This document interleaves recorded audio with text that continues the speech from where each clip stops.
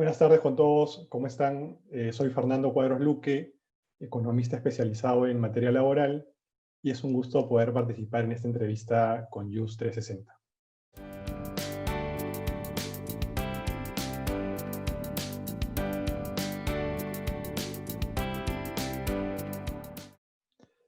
Estos problemas en realidad se originan en el establecimiento de un régimen laboral como el agrario hace ya 20 años, que digamos que disminuye o disminuyó durante este periodo los beneficios laborales de los trabajadores agrícolas en relación a aquellos establecidos en el régimen laboral general. Una reducción de aproximadamente el 50%, que digamos que se ha logrado mejorar de alguna manera en la última ampliación de la vigencia del régimen agrario, pero todavía estos beneficios siguen por debajo de lo establecido para el régimen laboral general.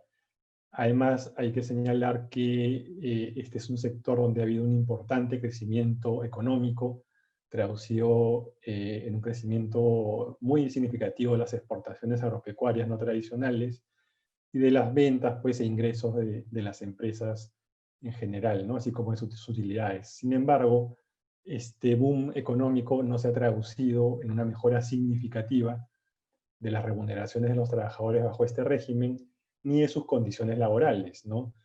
Claro, se dice que en promedio un trabajador agrícola gana entre 1.400 y 1.500 soles, pero ahí es importante precisar que dentro de ese monto están incluidas las partes proporcionales de CTS y gratificaciones, ¿no? Que forman parte de la remuneración integral agraria.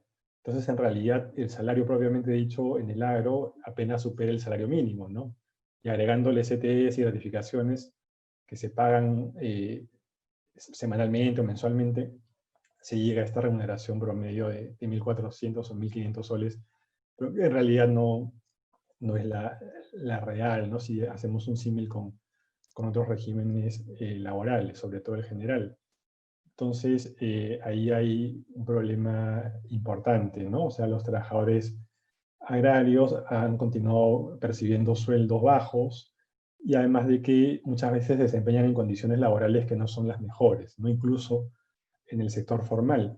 Hay problemas ahí de alta incidencia de accidentes laborales, como vimos a principios de este año, o de enfermedades ocupacionales, y curiosamente, o lamentablemente, mejor dicho, a pesar de esta situación, estos trabajadores, por ejemplo, no están cubiertos por el seguro complementario por trabajo de riesgo, ¿no? A pesar de ser una actividad riesgosa, que es otro de los puntos pues, que debería solucionar. Entonces, en síntesis, creo que la molestia viene por el lado de que ya son 20 años de vigencia, que se ha prorrogado por 10 más, ¿no? Hasta el 2031, de un régimen que recorta beneficios laborales, ingresos económicos para los trabajadores, que nos ha significado una mejora muy significativa de sus niveles remunerativos y de sus condiciones de trabajo.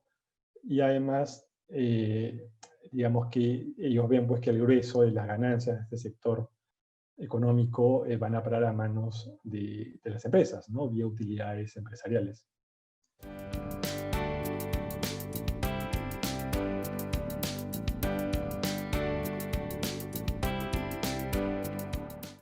Ahí yo considero que ese decreto, si bien mejoró algunos aspectos del régimen laboral agrario, mantuvo una diferenciación todavía en relación a los beneficios establecidos en el régimen general para los trabajadores. Por ejemplo, como te decía, los trabajadores agrarios siguen excluidos del seguro por trabajo de riesgo, ¿no? Al no formar parte del listado de actividades riesgosas. Segundo, incluso ahí se discute, ¿no? Si les corresponde o no la asignación familiar. Para algunos abogados sí, para otros no. Y además las empresas continúan pagando, incluso con estas modificaciones, un aporte inferior al 9% para fines de la cobertura de salud de los trabajadores, ¿no? Ahora las empresas han pasado a pagar de 4 a 6%, pero todavía esto genera un problema financiero de salud, ¿no? Hasta antes de la modificación, anualmente Salud tenía un déficit de 300 millones de soles al año en el seguro agrario, ¿no? Dado que los aportes de los empleadores cubrían apenas el 35% de los costos de atención a los trabajadores. Entonces, esto todavía se mantiene, había una mejora al pasar el aporte del 4 al 6%, pero todavía está lejos del 9%. Bueno, y la nueva norma ha señalado que gradualmente se llegará a este 9% hacia el año 2029 aproximadamente, ¿no? Pero bueno, ahí el problema es que se continúa, digamos que reduciendo beneficios laborales para los trabajadores o costos extra salariales para las empresas, pero lo cierto es que la gran mayoría de trabajadores que están bajo este régimen forman parte de empresas grandes, de grandes agroexportadoras, empresas agroindustriales que están en perfecta capacidad de cumplir los costos del régimen laboral general. De hecho, el 90% de trabajadores bajo el régimen agrario labora en grandes empresas agrícolas. No solo el 10% forma parte de micro o pequeñas empresas agrarias, ¿no? Una minoría. Entonces, lo discutible de esta última norma es que continúa otorgando un subsidio laboral a la rentabilidad de las empresas, cuando en realidad la gran mayoría de las usuarias de este régimen no requieren de este subsidio, ¿no? Entonces, en esa línea creo que lo que se debió hacer más bien fue ya derogar este régimen laboral especial agrario, ¿no? Igualar los beneficios de los trabajadores agrícolas a los del régimen general, y quizás, eso sí, mantener los beneficios tributarios para las empresas por un periodo adicional, ¿no? Y luego ir reduciéndolos de manera gradual, porque hay que recordar que las empresas agrícolas pagan solo la mitad de la tasa de impuesto a la renta, ¿no? Pagan solo 15%, cuando la tasa general es del 29,5%. Entonces, ese beneficio se podría mantener y se podría ir, digamos, que incrementando la tasa de renta, impuesto a la renta pagada por las empresas agrarias de manera gradual, ¿no? En un lapso de 10 años, quizás. Pero lo laboral creo que ya perdió sentido, más aún, como te decía, cuando las principales usuarias de este régimen son las grandes agroexportadoras o agroindustriales, y considerando además que finalmente las microempresas y las pequeñas empresas tendrían la posibilidad de acoger ese régimen laboral especial de la micro y pequeña empresa, ¿no? Entonces, la verdad que continuar con este régimen laboral especial agrícola ya no tiene sentido, dado el contexto actual del país.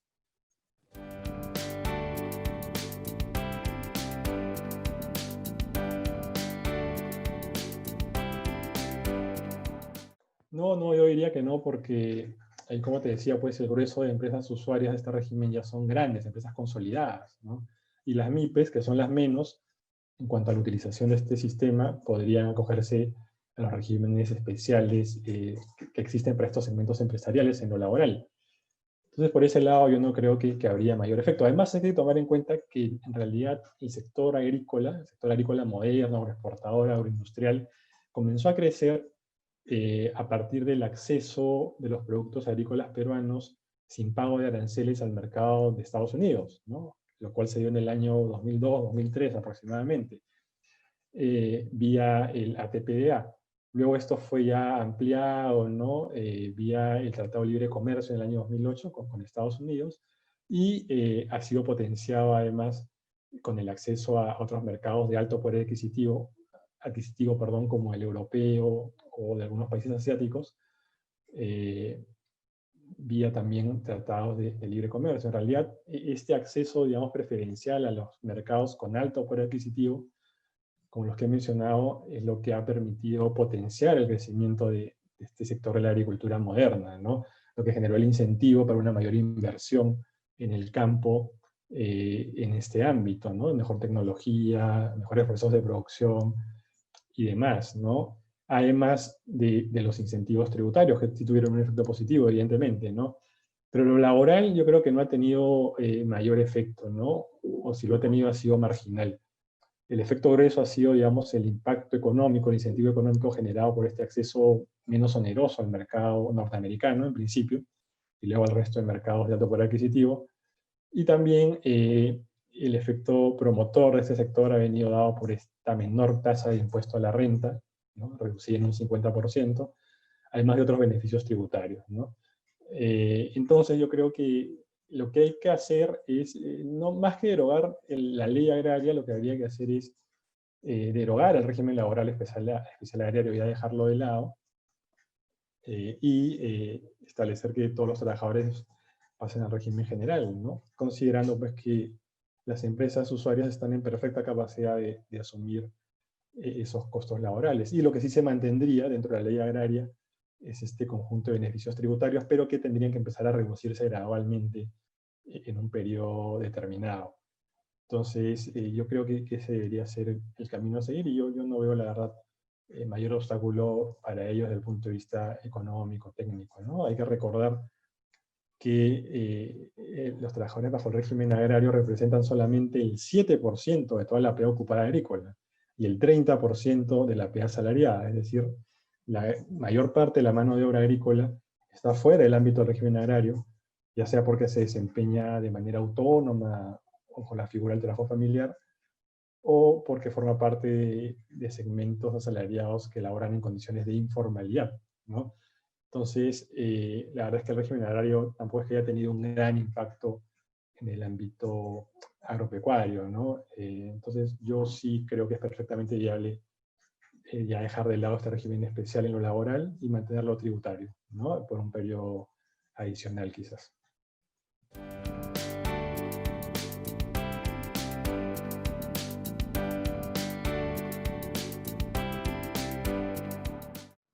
Claro, es lo que te comentaba, ¿no? Ha habido un boom económico donde han mejorado las exportaciones agropecuarias no tradicionales, se han incrementado las ventas, los ingresos, las utilidades de las grandes empresas agrícolas, agroindustriales, pero las remuneraciones no han crecido de la mano, ¿no? Ahí te comentaba pues que este salario promedio de 1.400, 1.500 soles esconde que en realidad la remuneración básica apenas supera la mínima, ¿no? La correspondiente al salario mínimo, y que el resto es complementado pues, por esta proporción de CTs y gratificaciones que se ha salarizado, ¿no? en este régimen. Entonces, lo que hemos visto en los últimos años, ¿no? Es que el salario promedio agrícola crece solamente cuando sube el salario mínimo, crece fundamentalmente cuando se incrementa el salario mínimo, ¿no? Porque está vinculado a él. Pero cuando el mínimo no crece, los salarios promedio agrícolas se mantienen estancados en términos reales, o crecen muy poquito, o incluso se deterioran, ¿no? Pierden poder adquisitivo. Entonces, esto es un indicador claro de que no ha habido una mejora significativa en los salarios de los trabajadores agrarios, a pesar del boom económico que viven sus empresas, ¿no? Las empresas para las cuales laboran.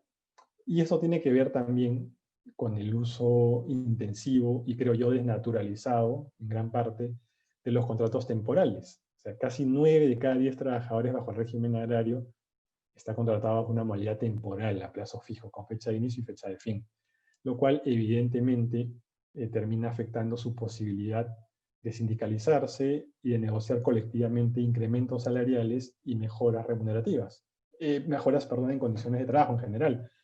Entonces, este es otro factor importante. Y además hay que tomar en cuenta que, según algunas estimaciones, más o menos el 70% de trabajadores agrarios en el ámbito moderno realiza actividades permanentes, es decir, trabaja los 12 meses del año, por varios años continuos, ¿no? Entonces no hay una temporalidad ahí, sino que hay una, digamos, permanencia en su labor.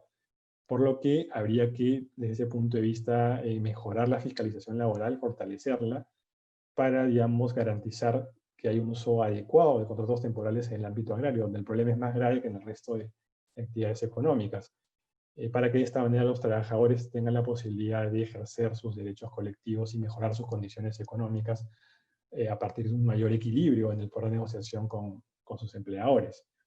Creo que ese es un aspecto muy importante a considerar, a tomar en cuenta, ¿no? Y además también, para los trabajadores estacionales, que serían este otro 30%, habría que aplicar bien el contrato, pues, probablemente de temporada, ¿no? Que genera, pues, la obligación del empleador de recontratar al trabajador si es que cuenta con él por 2 temporadas seguidas o por 3 temporadas de manera alternada. Creo que ese sería un mecanismo que debería ser bien utilizado, que creo que no se utiliza actualmente, como para garantizarle cierta estabilidad también incluso a los trabajadores estacionales, ¿no? Y que estén en posibilidad de sindicalizarse también y de acceder a mejoras salariales. Hay que recordar que este sector ha crecido de manera importante, y que eso ha implicado también una mejora de la productividad de los trabajadores, ¿no? Lo cual debería traducirse también en mejores salarios desde el punto de vista de la teoría económica, pero esto lamentablemente no ha sido así. Entonces creo que hay muchos aspectos a trabajar en la línea de lo que te señalo.